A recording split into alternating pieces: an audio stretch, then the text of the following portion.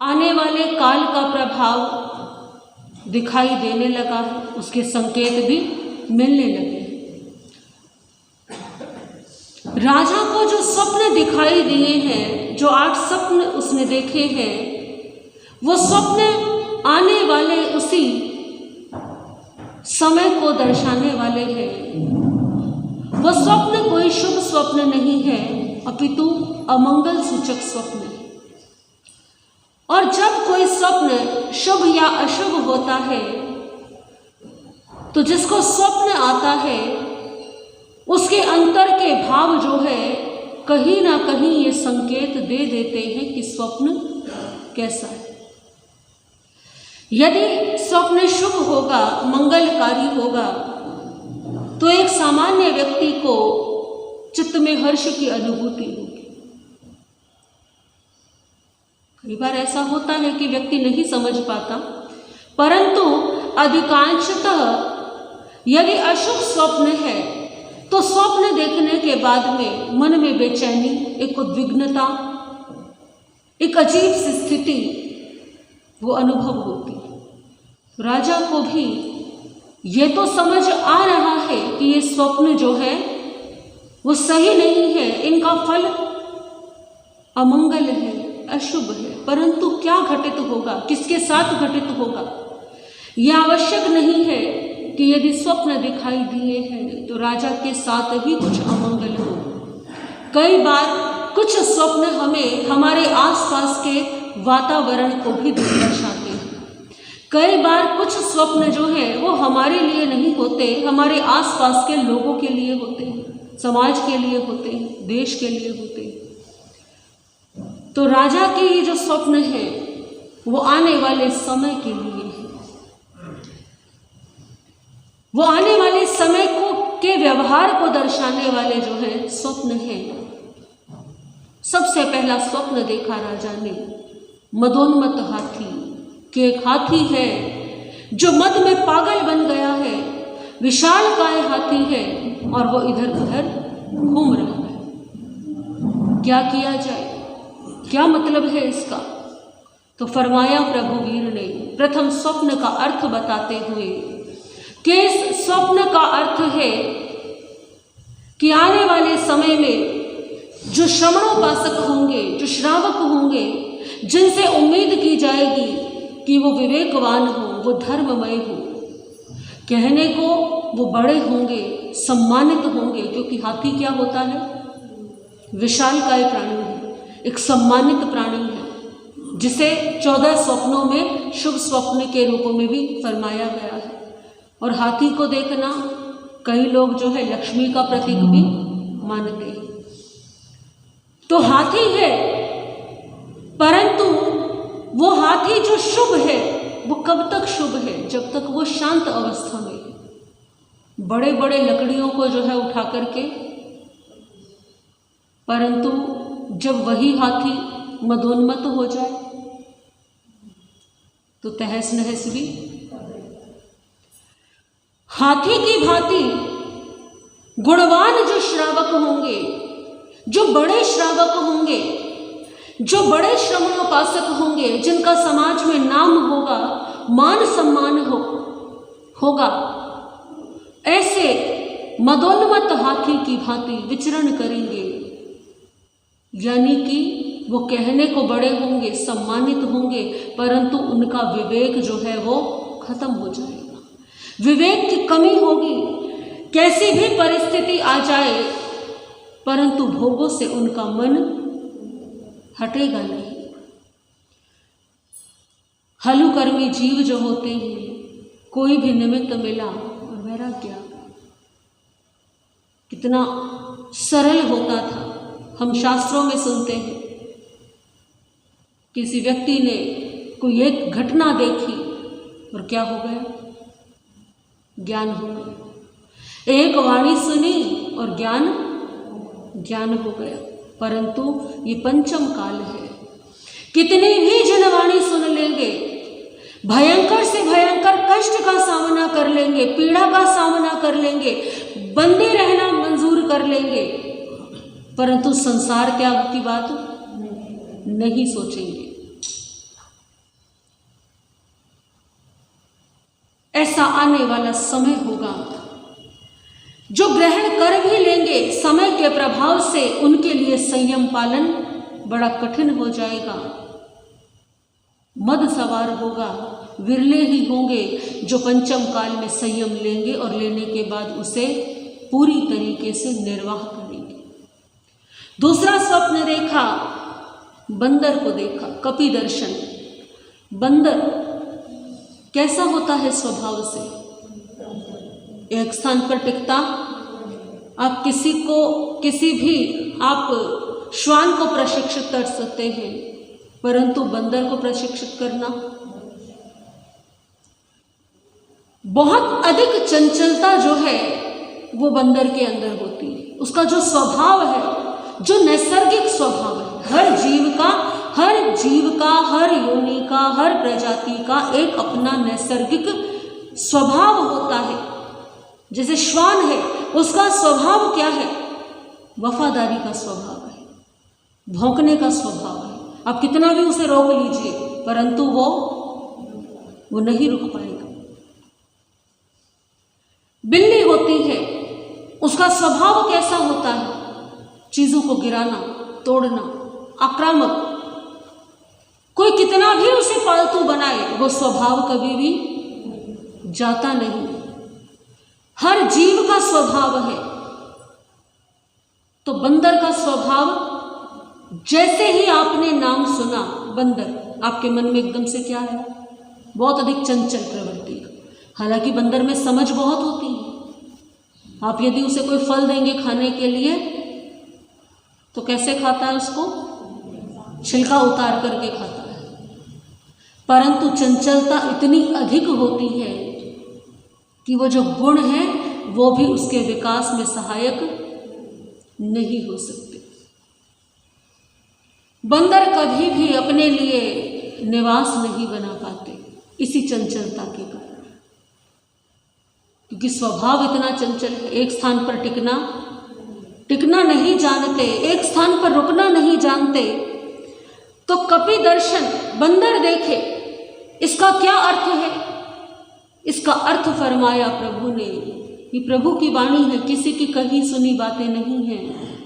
समय के प्रभाव को कितने स्पष्ट शब्दों में भगवान ने फरमाया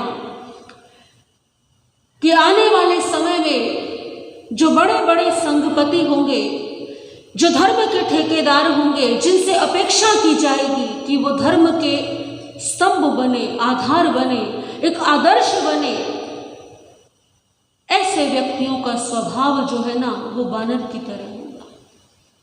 बंदर की भांति वो क्या होंगे? चंचल प्रवृत्ति के।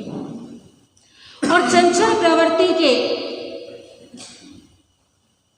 क्योंकि बंदरों की बाहुल्यता, तो चंचल प्रवृत्ति के जो साधक है उनकी बहुलता होगी, उन्हीं का मान सम्मान भी संसार में अधिक होगा। जो धीर गंभीर होंगे, जो धर्म का प्रचार करने वाले होंगे, जो धर्म के मर्म को समझने वाले होंगे, ऐसे साधकों को लोग अधिक महत्व नहीं देंगे। जितनी अधिक चंचलता जिस साधक में होगी, जिस व्यक्ति में होगी, उस व्यक्ति का प्रभाव भी उतना ही अधिक माना जाएगा।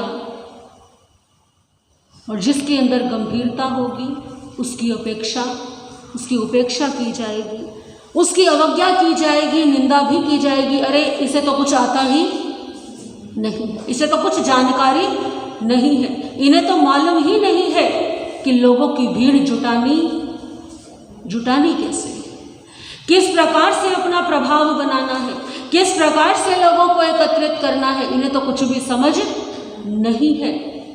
भगवान कहते हैं कि आने वाला समय ऐसा होगा कि प्रभाव ऐसे व्यक्तियों का अधिक होगा जो स्वभाव से चंचल है। ऐसे समय में, क्योंकि पंचम काल का प्रभाव है, तो अधिकांश लोग जो होंगे वो बंदर की भांति चंचल होंगे, और चंचलता की ही पूजा जो है आने वाले समय में होगी। तीसरा स्वप्न देखा। तीसरा स्वप्न क्षीर तरु, जिसे बबूल का वृक्ष कहते हैं। बबूल का वृक्ष है, अनेकों स्थान पर बबूल के वृक्ष लगे हुए हैं। प्रभु इसका क्या फल है?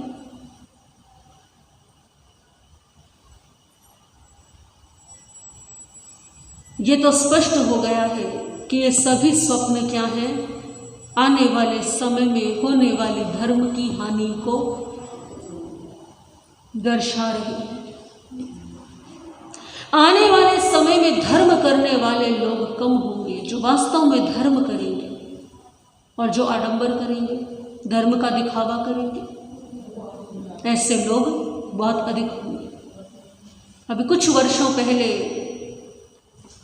एक महिला से मिलना हुआ, वार्तालाप हुआ, तो वो महिला बड़े अपने अनुभव बता रही थी, अपने विचार जो है बता रही थी।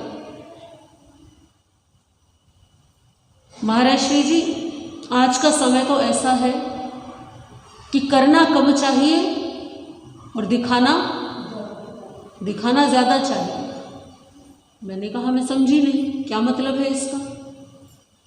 कहती है, उदाहरण के लिए हमने कोई कार्य किया, दान किया, जो आज के समय में हो रहा है, और व्यक्ति क्या होता है कि जैसा देखता है उससे प्रभावित भी बड़ी जल्दी हो जाता है, क्योंकि जिसमें करना कम पड़े और नाम ज़्यादा मिले तो हर व्यक्ति सोचता है ना कि काम तो कम करना पड़े और फायदा कैसा हो, ज़्यादा हो।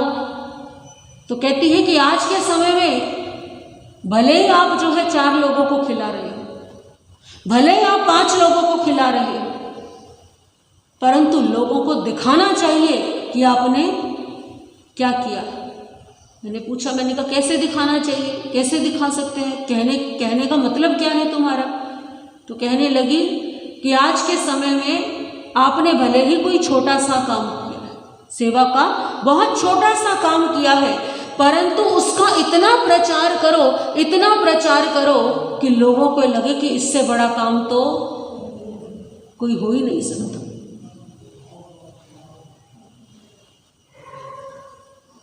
ऐसी विचारधारा आज के समय में लोगों की है कि भले ही एक व्यक्ति को भोजन करा दिया, एक व्यक्ति को खाना खिला दिया, 10 तो फोटो निकाल ली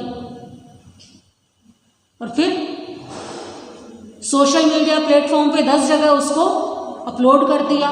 यानी आपने खिलाया तो कितना है और फैलाया कितना है। उस महिला के विचार ही नहीं, ये आज के समय में जो लोगों की मान्यता हो गई है कि करना बहुत थोड़ा है और दिखाना ये प्रभाव है। एक समय था जब कहा जाता था कि दान तो ऐसा होना चाहिए कि एक हाथ से दे तो दूसरे को भी पता ना चले। लोग चलते फिरते न जाने कितने कितने बड़े दान जो है कर जाते थे, देखा सामने आवश्यकता है सामने वाले व्यक्ति को, चुपचाप किया और आज का समय कैसा है? दान करते तो बहुत थोड़ा है और दिखा के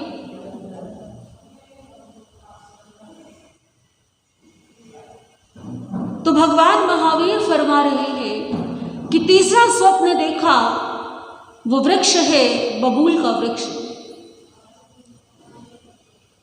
बबूल का वृक्ष कैसा होता है? कहाँ उगता है? कहीं भी उग जाता है, रास्ते के दोनों, मार्ग के दोनों किनारों पर उग जाता है। न सार संभाल की आवश्यकता है, न ज़्यादा पानी की आवश्यकता है, और लाभ कितना है उस वृक्ष का। वैसे देखा जाए तो ना उसकी छाया है, ना उसमें फल।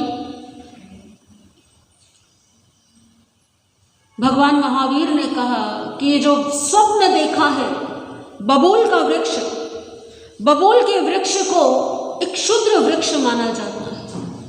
एक ऐसा वृक्ष जिसकी उपयोगिता बहुत कम है, सीमित है, परंतु उपलब्धता कितनी है? बहुत अधिक है। ये उपलब्ध अधिक है, उपयोगिता आवश्यकता सीमित है। इस संसार में ऐसी कोई वनस्पति नहीं है जिसकी उपयोगिता ना हो। उपयोगिता हर वनस्पति की, उपयोगिता तो हर वस्तु की है, परंतु कितनी है?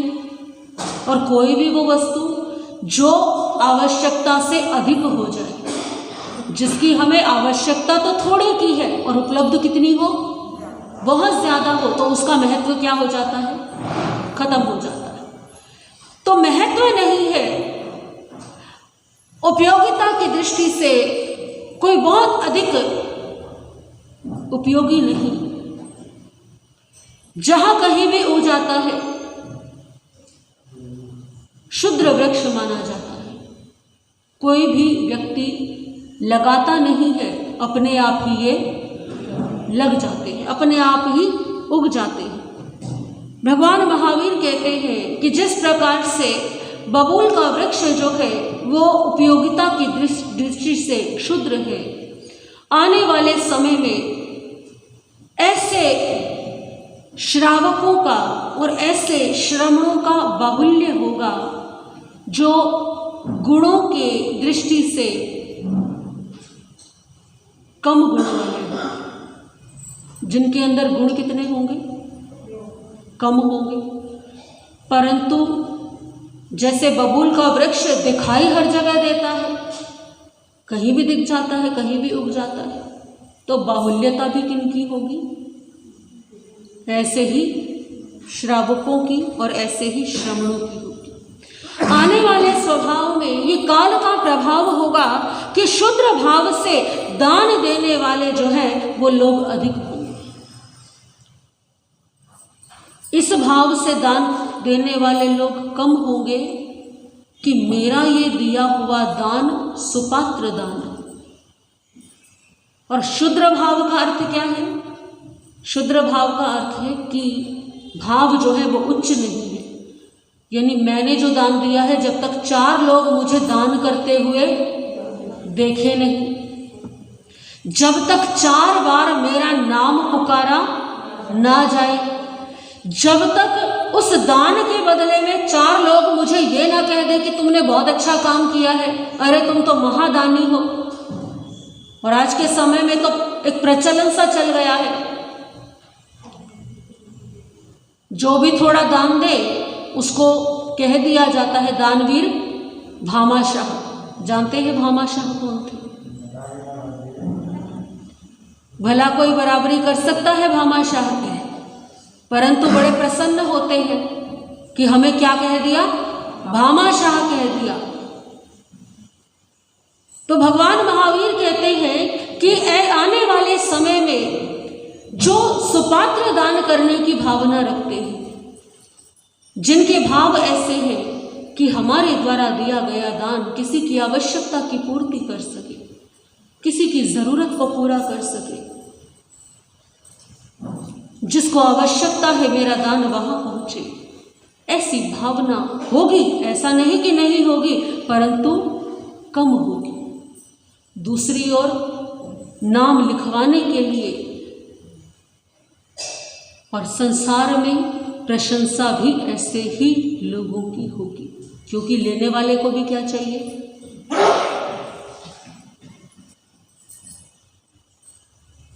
तो भगवान महावीर कहते हैं कि ये आने वाले समय का प्रभाव है। जो सुपात्र दान देते होंगे उनका तो किसी को ज्ञान भी नहीं होगा, मालूम ही नहीं होगा, और जो समाज में सम्मानित होंगे कि ये दानवीर हैं, उनका दान जो है वो नाम और यश के लिए होगा।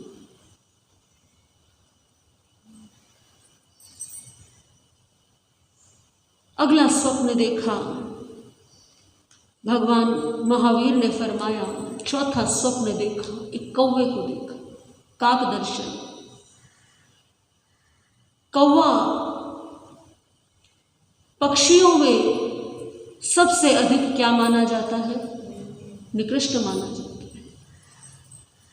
ऐसा नहीं कि उसके अंदर गुण नहीं है, इस संसार के हर जीव में कुछ ना कुछ गुण जो है वो विद्यमान होते हैं, परंतु कई बार कुछ अवगुण ऐसे होते हैं जो समस्त गुणों को ढक लेते हैं, जिनके आगे गुणों का महत्व समाप्त हो जाता है।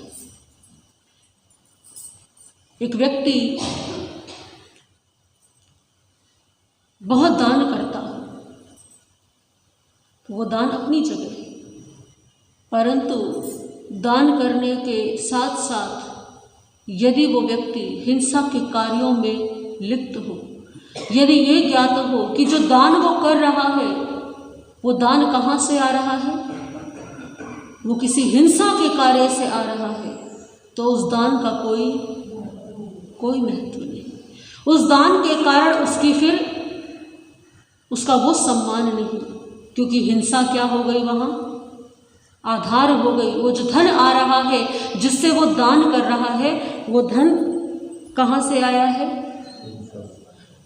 तो कौवा जो है बड़ा चतुर होता है, समझदार होता है।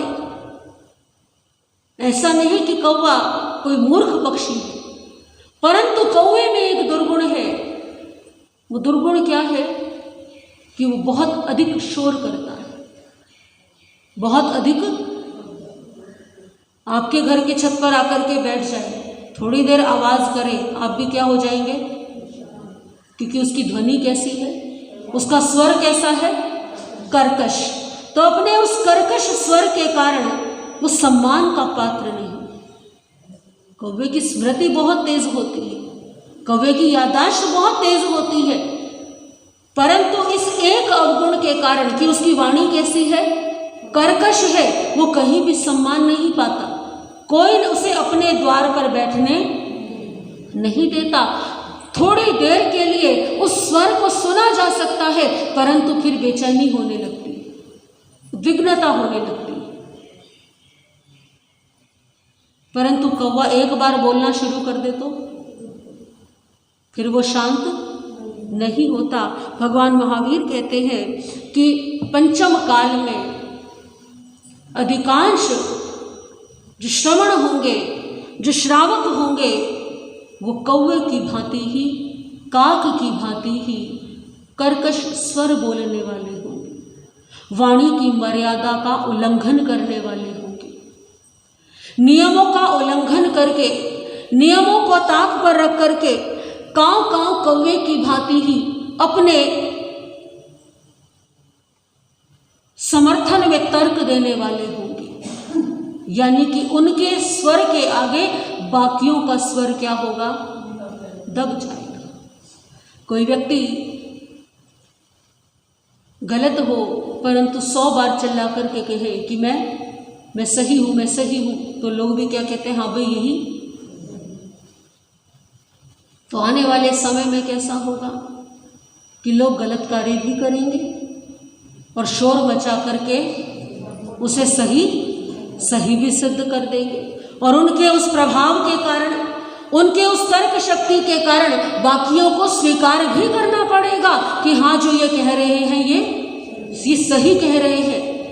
और ये वास्तव में आज के समय में यदि हम चारों ओर देखें तो घटित हो भी रहा है कि जो व्यक्ति जितना अधिक बोलता है, जो व्यक्ति जितना अधिक कुतर्क करता है, वो व्यक्ति ही विजयी हो जाता है।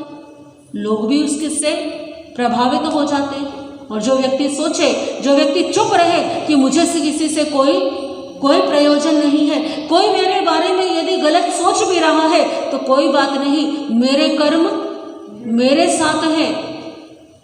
तो जो व्यक्ति अपने समर्थन में बहुत अधिक बोलता नहीं है तो लोग सोचते हैं कि ये वास्तव में क्या है, ये गलत है। तो आने वाला समय कैसा होगा, जो व्यक्ति कौवे की भांति कांव कांव करके, शोर मचा करके अपने आप को सही सिद्ध करेंगे, ऐसे व्यक्ति, ऐसे श्रावक या संत जो होंगे वो गलत होते हुए भी सही माने जाएंगे। और आज के समय में अपना प्रचार प्रसार करने के लिए लोग यही माध्यम अपना रहे हैं। ऐसा नहीं है कि ये बात जैन धर्म के साधु साध्वियों के लिए। इस समय में, वर्तमान समय में, जो स्वयं को कहते हैं हम सन्यासी हैं, हम संत हैं, हम साधु हैं, यदि आप उनके जीवन पर दृष्टि डालें, यदि गहराई से चिंतन करें तो न त्याग है जीवन में, परंतु आडंबर कितना है, शोर कितना है, प्रचार प्रसार कितना है।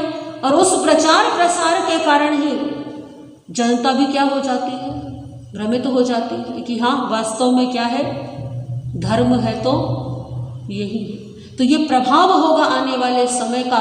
सत्य को समझने वाले लोग कम होंगे, सत्य को मानने वाले लोग कम होंगे, परंतु वितंडावाद से, पाखंड से, आडंबर से प्रभावित होकर के भीड़ का अनुसरण करने वालों की संख्या बहुत अधिक होगी। ये 4 स्वप्न का फल जो है किसने फरमाया है? स्वयं भगवान महावीर ने फरमाया है। देखा जाए तो उस समय के लिए ये स्वप्न जो है ये एक तरह से भविष्यवाणी के समान है कि आने वाला समय कैसा आएगा कि जो सत्य होगा वो तो दब कर रहेगा, छुप कर रहेगा, और जो असत्य है, जो दिखावा है, जो आडंबर है, वो पूरे संसार में प्रकाशित होगा। परंतु ये सब समय का प्रभाव है। जैसा जैसा समय आता है वैसी वैसी परिस्थितियाँ स्वतः ही बनती चली जाती हैं। हम केवल अपनी आत्मा को देख सकते हैं, हम केवल अपने बारे में चिंतन कर सकते हैं कि हमें क्या करना है, हमें अपने जीवन को कैसे संवारना है, कैसे संभालना है। हम दूसरों की ओर ना देख करके इन सब बातों से समझें कि ये समय कैसा है, तो बाहर के लोगों से, बाहर के संसार की शिकायत ना करके अपने आप को संभालने और संवारने का प्रयास करें। भगवान महावीर जीवन यात्रा में बाकी के स्वप्नों का क्या फल होगा, क्या भगवान महावीर फरमाएंगे इन स्वप्नों के बारे में, आप जैसे वर्णन आएगा श्रवण करेंगे। आज की भगवान महावीर जीवन यात्रा की चर्चा यहीं तक ही। बोलिए भगवान महावीर स्वामी की। श्री